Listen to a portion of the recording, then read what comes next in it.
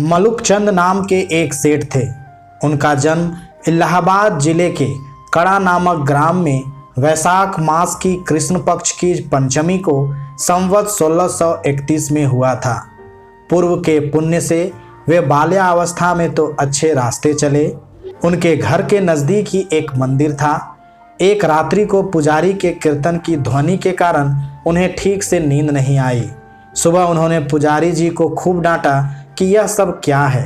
पुजारी जी बोले, एकादशी का जागरण कीर्तन चल रहा था।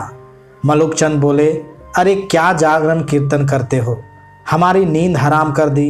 अच्छी नींद के बाद व्यक्ति काम करने के लिए तैयार हो पाता है, फिर कमाता है, तब खाता है।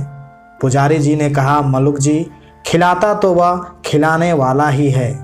मलुकचंद बोले, कौन खिलाता है, क्या तुम्हारा भगवान खिलाने आएगा? पुजारी जी ने कहा, वही तो खिलाता है। मलुकचंद बोले, क्या भगवान खिलाता है? हम कमाते हैं तब खाते हैं। पुजारी जी ने कहा, निमित्त होता है तुम्हारा कमाना और पत्नी का रोटी बनाना, बाकी सबको खिलाने वाला, सबका पालनहार तो वह जगनियंता ही है। मलुकचंद बोले, क्या पालनहार लगा रखा है? बाबा आदम के ज़माने की बातें करते हो। क्या तुम्हारा पालने वाला एक एक को आकर खिलाता है? हम कमाते हैं तभी तो खाते हैं। पुजारी जी ने कहा, सभी को वही खिलाता है। मलुकचंद बोले, हम नहीं खाते उसका दिया।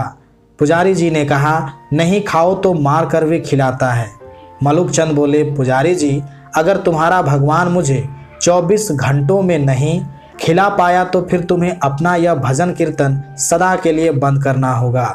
पुजारी जी ने कहा, मैं जानता हूँ कि तुम्हारी बहुत पहुँच है, लेकिन उसके हाथ बड़े लंबे हैं। जब तक वह नहीं चाहता तब तक किसी का बाल भी बांका नहीं हो सकता। आजमा कर देख लेना। पुजारी जी भगवान में प्रीति वाले कोई सात्विक भक्त रहे होंगे।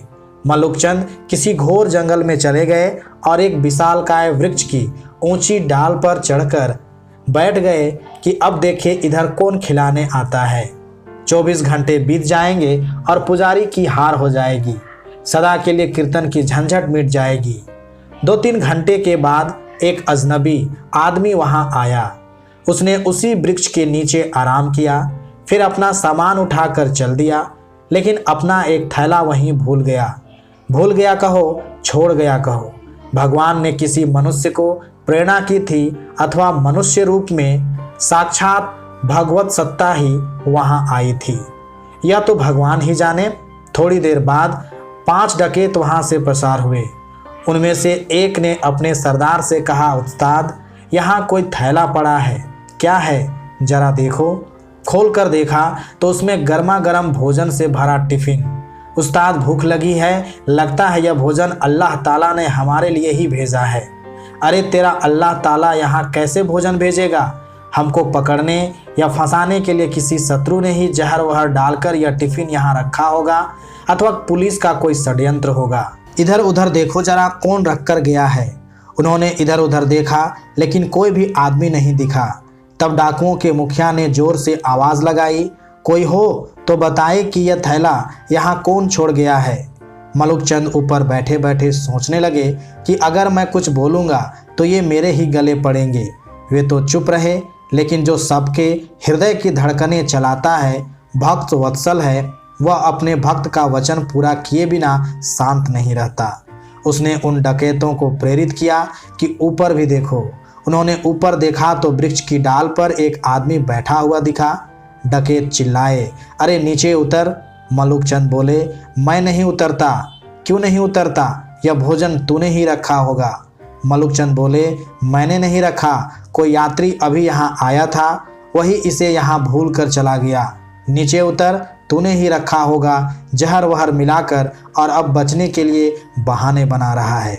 तुझे ही यह भोजन खाना पड़ेगा। अब कौन सा काम वह सर्वेश्वर किसके द्वारा किस निमित्त से करवाए, अथवा उसके लिए क्या रूप ले, यह उसकी मर्जी की बात है। बड़ी गजब की व्यवस्था है उस परमेश्वर की। मलुकचंद बोले, मैं नीचे नहीं उतरूंगा और खाना तो मैं कतई नहीं खाऊंगा। पक्का तूने खाने में जहर मिलाया है। अरे नीचे उतर, अब तो तुझे खाना ही होगा। मलुकचंद बोले, मैं नहीं खाऊंगा, नीचे भी नहीं उतरूंगा। अरे कैसे नहीं उतरेगा? डकैतों के सरदार ने अपने एक आदमी को हुक्म दिया, इसको जबरदस्ती नीचे उतारो। डकैत ने मलुकचंद को पकड़कर नीचे उतारा। ले खाना खा। मलुकचंद बोले, मैं नहीं खाऊंगा। उस्ताद ने धड़ाक से उनके मुंह पर तमाचा जड़ दिया। मलुकचंद को पुजारी जी की बात याद आई कि नहीं खाओगे तो मार कर भी खिलाएगा। मलुकचंद बोले, मैं नहीं खाऊंगा। अरे कैसे नहीं खाएगा, इसकी नाक दबाओ और मुंह खोलो। डकैतों ने उससे नाक दबाई, मुंह खुलवाया और जबरदस्ती खिलाने लगे। वे नहीं खा रहे थे तो डकैत उन्हें पीटने लगे। अब मलुकचंद ने सोचा कि ये 5 है और मैं अकेला हूँ, नहीं खाऊंगा तो ये मेरी हड्डी पसली एक कर देंगे, इसलिए चुपचाप खाने लगे और मन ही मन कहा, मान गए मेरे बाप, मार कर भी खिलाता है। डकैतों के रूप में आकर खिला, चाहे भक्तों के रूप में आकर खिला, लेकिन खिलाने वाला तो तू ही है। अपने पुजारी की बात तूने सत्य साबित कर दिखाई। मलुकचंद के बचपन की भक्ति की धारा फूट पड़ी। उनको मार पीट कर डकैत वहां से चले गए तो मलुकचंद भागे और पुजारी जी के पास आकर बोले, पुजारी जी मान गए आपकी बात कि नहीं खाए तो वह मार कर भी खिलाता है। पुजारी जी बोले, वैसे तो कोई 3 दिन तक खाना ना खाए तो वह जरूर किसी न किसी रूप में आकर खिलाता है, लेकिन मैंने प्रार्थना की थी कि 3 दिन की नहीं 1 दिन की शर्त रखी है, तो कृपा करना। अगर कोई सच्ची श्रद्धा और विश्वास से हृदयपूर्वक प्रार्थना करता है तो वह अवश्य सुनता है। वह तो सर्वव्यापक सर्वसमर्थ है, उसके लिए कुछ भी असंभव नहीं है। धन्यवाद।